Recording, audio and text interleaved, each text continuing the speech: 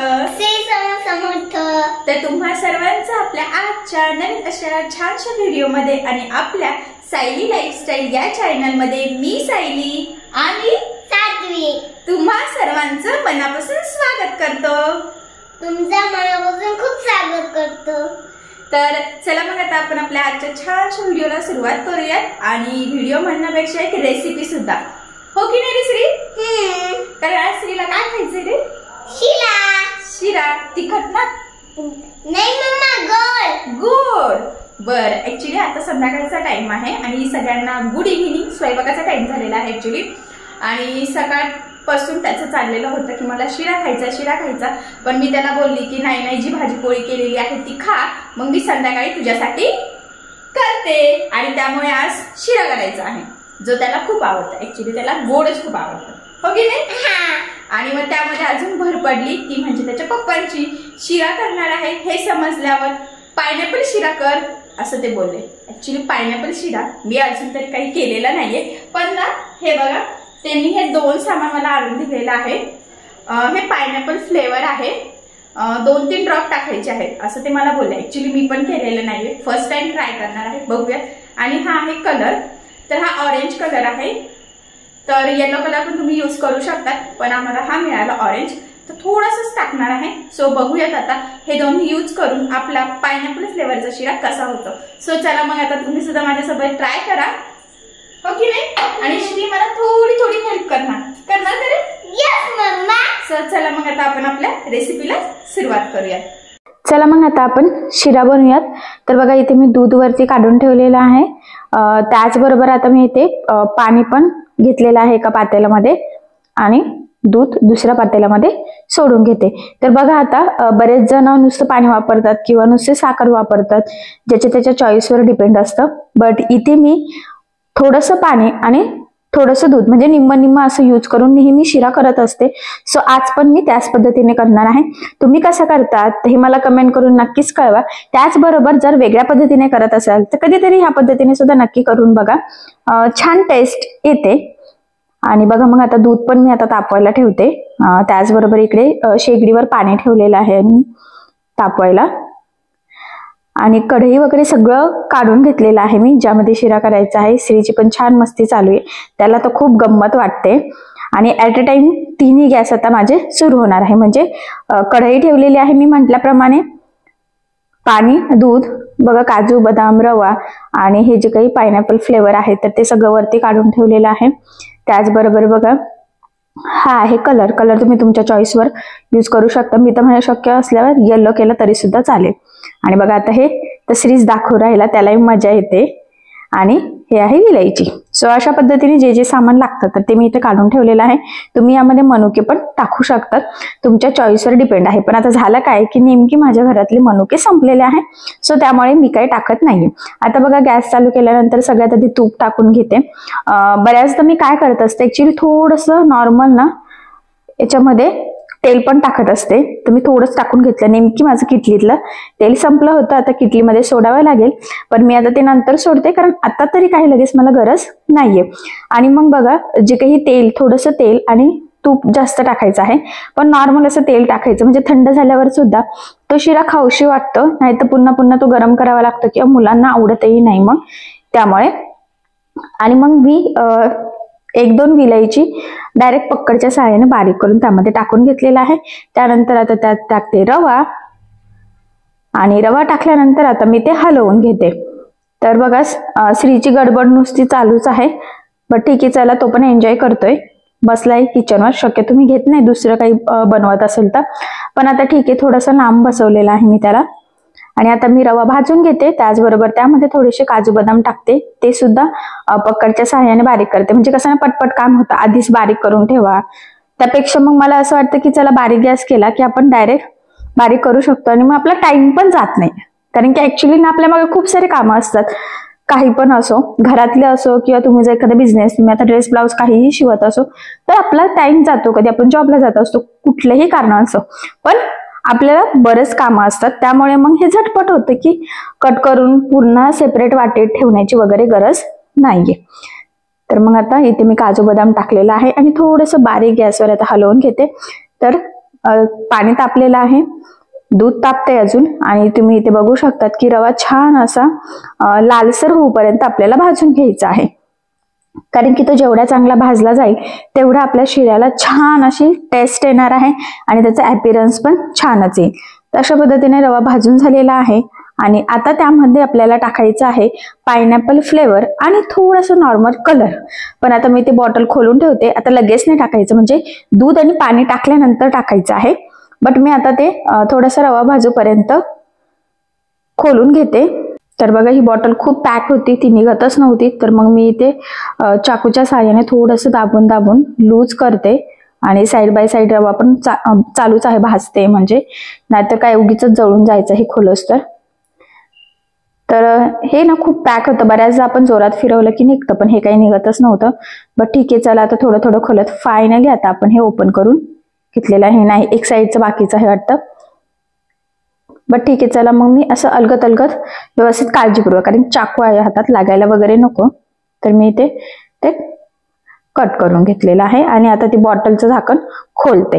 आता त्यामध्ये पाणी आणि दूध टाकून घेते. तर बघा मग फायनली मी इथे पाणी टाकलेलं आहे. तुम्हाला किती हवं आहे त्यानुसार तुमची क्वांटिटी किती आहे. आणि बघा दूध सुद्धा टाकलेलं आहे. मी म्हटल्याप्रमाणे थोडं पाणी थोडं दूध अशा पद्धतीने जर तुम्ही ट्राय करत नसाल तर नक्की करून बघा, छान टेस्ट येते. आणि आता आपल्याला ह्या जो काही पायनॅपल फ्लेवर आहे ना तर ते टाकायचं आहे. तर मी थोडंसं झाकणमध्येच घेऊन थोडं थोडं टाकते, कारण मी म्हटल्याप्रमाणे फर्स्ट टाइम बनवते, त्यामुळे जास्त झालं की टेस्ट परत चेंज होऊ शकते. त्याचबरोबर एकदम चिमूटभर इथे कलर टाकलेला आहे, कारण की जास्त कलर पण काही छान वाटणार नाही. नॉर्मल टाकलेला आहे, तो टाकला तरी सुद्धा टेस्ट छान येईल आणि कलर पण बऱ्यापैकी येईल, त्यामुळे जास्त टाकण्याची गरज नाहीये. ते बघा अशा पद्धतीने एवढंच कलर टाकलेला आहे. आणि आता हलवल्यानंतर आणि ते थोडंसं म्हणजे शिजल्यानंतर जेव्हा शिरा तयार होईल तोपर्यंत त्याचा कलर व्यवस्थित होईल. आणि मग चवीनुसार साखर, तुम्हाला किती गोड हवा आहे त्यानुसार. आणि आता ह्या पद्धतीने मी आता व्यवस्थित हलवून घेते आणि शक्यतो बारीक गॅसवरच करून द्यायचं आणि कंटिन्यू हलवायचं, म्हणजे गोळे वगैरे येत नाही. तर बऱ्याचदा तुम्हाला पण बऱ्याच जणांना अनुभव असेल की त्यात गोळे येऊ शकतात. आणि बघा पुन्हा थोडंसं वरून आता मी इथे तूप टाकून घेतलेलं आहे, म्हणजे रवा छान असा मऊसर होतो आणि तो छान असा खाऊशी सुद्धा वाटतो यासाठी. आता मी बारीक गॅसवर थोडंसं हलवून घेते आणि त्यानंतर त्यावर 2-3 मिनिट झाकण ठेवणार आहे. ऍक्च्युली बघा श्रीची काहीतरी आगाऊपणा इथे चालूच आहे, कारण की वरती फर्निचर आहे, त्याला काहीतरी दिसतंय, त्यामुळे मग त्याचे बडबड कंटिन्यू चालू आहे. आणि शिरा कधी होतोय याची सुद्धा तो वाट बघतोय. आणि ऍक्च्युली लहान मुलांकडे खूप लक्ष द्यावं लागतं, कारण की ते 2 मिनिटात काय उद्योग करून ठेवतील ना त्यांचा काही भरोसा नसतो. आणि बघा मग इथे मी म्हटलं होतं की वरून थोडंसं तूप टाकायचं. अशा पद्धतीने आपला रवा तयार झाल्यावर, म्हणजे शिरा असा होत आल्यावर थोडंसं तूप टाकून व्यवस्थित हलवून घ्यायचं आहे, म्हणजे खूप छान असा मऊसर तो रेडी होतो. ऍक्च्युली मी खूप सुका करत नसते, कारण की तो खाऊशी वाटत नाही आणि श्रीला पण मग जास्त आवडत नाही, त्यामुळे थोडंसं पातळसा करते, पण तरी सुद्धा टेस्टला छान लागतो. तुम्ही सुद्धा करून बघा कधीतरी. आणि मी म्हटल्याप्रमाणे 2-3 मिनिट मी इथे झाकण ठेवलेलं आहे बारीक गॅसवर. आणि आता बघूयात, बघा किती छान असा प्रॉपर शिरा आपला तयार झालेला आहे, किती सुंदर अपीरन्स आलेला आहे आणि नक्कीच याची टेस्ट सुद्धा खूप सुंदर असेल. पण आता मी 2 मिनिट ना इथे साईडलाच ठेवते. आणि मी म्हटलं की आता माझा स्वयंपाकाचा टाइम आहे, तर पुढचा जो काही स्वयंपाक आहे तर तो पण मी पटपट आता करून घेते. तर बघा मग मी इकडच्या साईडला इथे भाजी टाकलेली आहे, तर तुम्हाला दाखवते. ऍक्च्युली मी त्याची रेसिपी काही शूट केलेली नाहीये. आणि आता मला इथे साधा भात टाकायचा आहे, म्हणजे पोळ्या पण करू शकली असते, पण कधी कधी सकाळी भाजी पोळी खाल्ली की संध्याकाळी खाण्याची इच्छा नसते किंवा खाऊशी पण वाटत नाही. सो मला पण पर्सनली दोन्ही टाइम भाजी पोळी आवडत नाही आणि मग श्रीला पण माझ्यामुळे तशीच सवय लागलेली आहे. सो त्यामुळे मग काय केलेलं आहे, आता मी इथे शेगडीवर साधा भात टाकून घेत आहे. तांदूळ वगैरे काढून ठेवलेले आहे, शेगडी पण चालू करते. साईड बाय साईड इथे मी म्हटल्याप्रमाणे आपली भाजी होते. आणि थोडंसं मी नॉर्मली ते तेल टाकलं. मी आत्ताच म्हटलं होतं की माझं किटलीतलं तेल संपलेलं आहे आणि मला ते सोडायचं आहे. बट ठीक आहे, जरा मी जे काही पोळ्यांना लावण्यासाठी बाजूला काढलेलं होतं तर त्यात पण थोडंसं होतं. आणि साध्या भातासाठी जास्त काही तेल लागणार नाही, एकदम किंचित नॉर्मलच टाकते मी फोडणी देण्यापुरतं. आणि जिरे मोहरी वगैरे टाकून घेतलेलं आहे. आणि आता पाणी टाकते.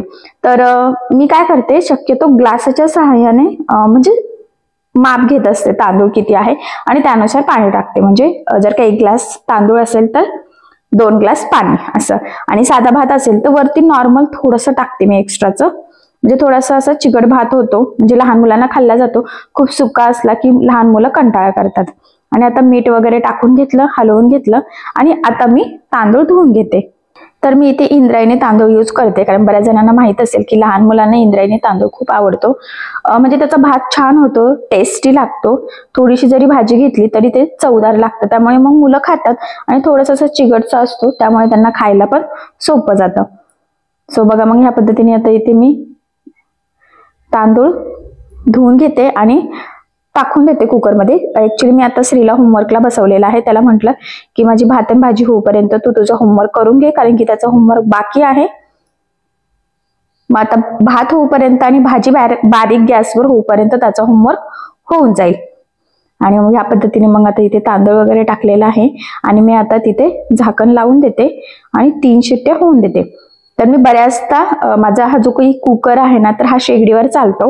आणि जेव्हा मी हा कुकर लावणार असते तर शक्यतो मी शेगडीवरच लावते. भात असो, बऱ्याचदा मी यामध्ये भाजी पण करते, कुठली थोडीशी अशी ग्रेव्हीची असेल तर मग तेव्हा मी शेगडीवरच करते. तर बघा, मग मी इथे कुकर लावलेला आहे. इथे आपला शिरा रेडी झालेला आहे, रेसिपी शेअर केलेली आहे. आणि इथे बटाट्याची भाजी होत आहे. ॲक्च्युली बारीक गॅस केलेला आहे बघा, छान अशी तरी आलेली आहे. तर बटाट्याची भाजी, साधा भात आणि पायनॅपल फ्लेवरचा शिरा इथे आपला रेडी झालेला आहे बघा. खूप सुंदर अपीयरन्स आलेला आहे. मला तर असं बघून तर वाटतंय की टेस्ट छानच असेल, बट बघूया. तर अशा पद्धतीने पायनॅपल शिरा तुम्ही सुद्धा नक्की ट्राय करून बघा. आणि ॲक्च्युली मी ना आता श्रीला टेस्ट करायला देते, म्हणजे मलाही कळेल की तो कसा झालेला आहे कसा नाही. तर हे आहे आमचं आजच्या रात्रीचं जेवण. तर बघा, मग अशा पद्धतीने मी म्हटल्याप्रमाणे भाजी झालेली आहे. साधा भात म्हटलं, बटाट्याची भाजी आणि साधा भात आणि पायनॅपल फ्लेवरचा शिरा केलेला आहे. सो आता मी श्रीला शिरा टेस्ट करायला सांगते, म्हणजे कळेल तो कसा झालेला आहे कसा नाही. हो की नाही बच्चा? ज्याची तो खूप वाट बघत होता की मम्माचा शिरा कधी करून होतोय, कधी करून होतोय. हो की नाही बाळा? हो की नाही?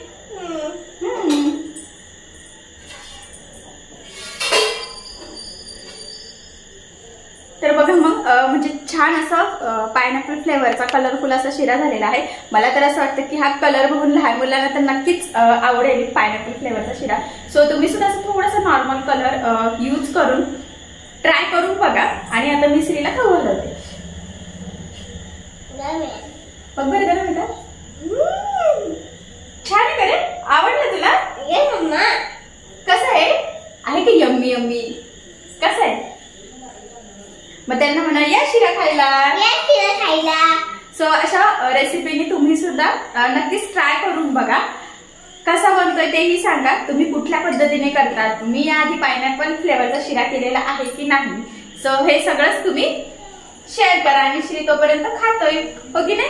सो चला, मग अशा पद्धतीने आम्ही आजच्या रात्रीच्या जेवणासाठी केलेलं फेवरेट, म्हणजे तुमच्यासोबत श्रीची फेवरेट डिश शेअर केलेली आहे. सो आजचं तुम्हाला रेसिपी कशी वाटली तर हे मला कमेंट करून नक्कीच कळवा. त्याचबरोबर तुम्हाला आपला आजचा व्हिडिओ आवडला असेल तर व्हिडिओला लाईक करायला विसरू नका. आणि असेच नवनवीन छानसे व्हिडिओज बघण्यासाठी आपल्या सायली लाईफस्टाईल चॅनलला लाईक करा, शेअर करा आणि सबस्क्राईब करायला विसरू नका. ठीक आहे? सो चला, मग भेटूया पुन्हा नवीन अशा छानशा व्हिडिओमध्ये. तोपर्यंत टेक केअर. लाईक शेअर पण का? हा बरं, लाईक शेअर पण करा हा. आणि तोपर्यंत टेक केअर, काळजी घ्या. आणि भेटूया पुन्हा नवीन अशा छानशा व्हिडिओमध्ये. Bye bye.